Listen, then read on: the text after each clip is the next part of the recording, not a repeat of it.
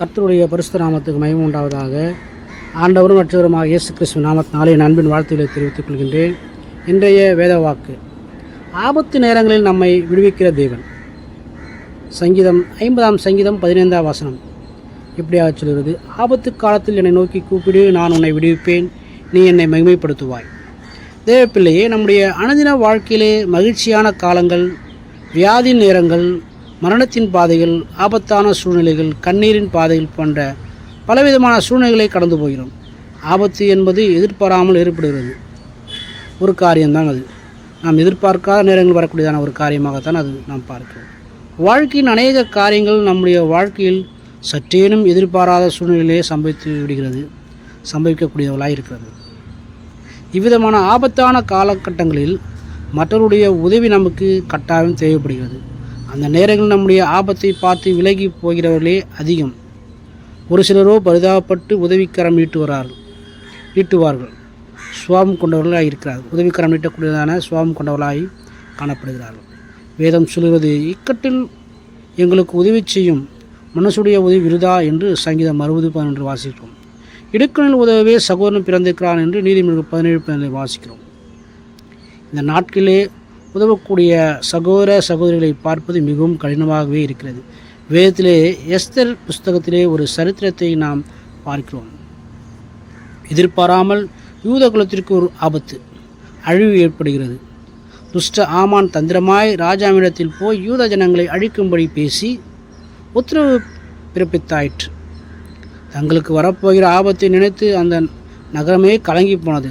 மொர்தெகாயும் எஸ்தரும் நகரத்தின் யூதர்களை எல்லாம் கண்ணீரோடு உபவாசத்தோடு தேவனை நோக்கி கூப்பிட்டார்கள்.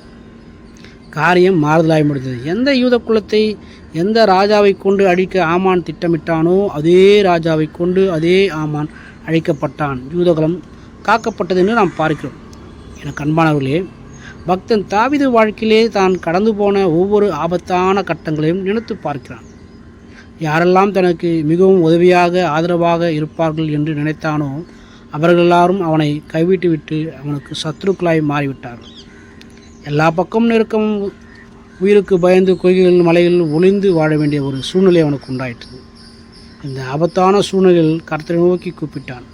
கர்த்தர் அவனை எல்லா இக்கட்டிலிருந்து அவனை விடுதலையாக்கி அவனை தூக்கிவிட்டார். என் ஆபத்து நாளிலே எனக்கு எதிரியாய் வந்ததான எல்லார் மீதும் கர்த்தர் அவனுக்கு ஆதரவாக இருந்தார். எல்லார் மீதும் அவனுக்கு இருந்ததான எதிர்ப்புகளிலிருந்து கர்த்தர் அவனுக்கு ஆதரவாக இருந்தார். அவரை மகிமைப்படுத்தினான். கர்த்தரை அவன் மகிமைப்படுத்தினான்.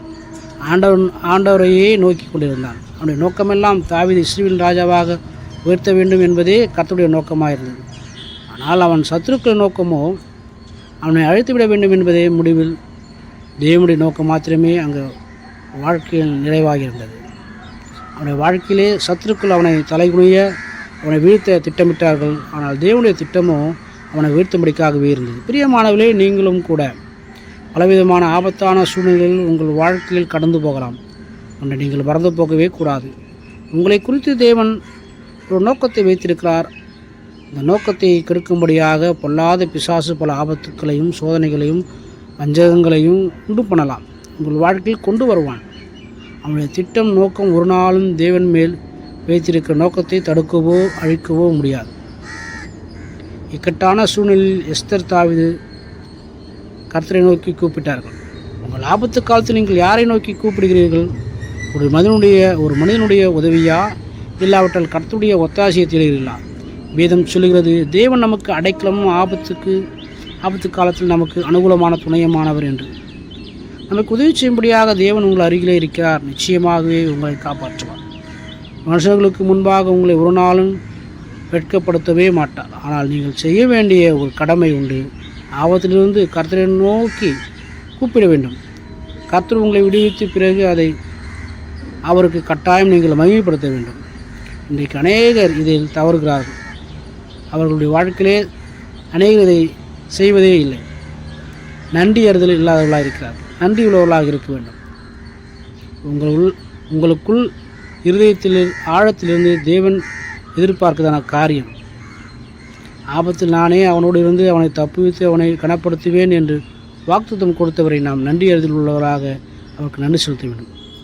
நிச்சயம் நீங்கள் கடந்து போகிற சூழ்நிலையிலிருந்து உங்களை விடுவித்து உங்களை காப்பாற்றி உங்கள் பேரை பெருமைப்படுத்துவார். நாம் மனம் கலங்காதபடிக்கு நாம் இருக்க வேண்டும் என்று சொன்னால், நம்மை காப்பாற்ற நமக்கு உதவி செய்ய ஆபத்து நேரங்கள் நம்மை விடுவிக்க ஒருவர் உண்டு. அவரை நாம் சார்ந்து கொள்வோம், அவரை நாம் பற்றி கொள்வோம். கர்த்தர் நம்மை ஆசீர்வதிப்பாராக. ஆமென். God bless you.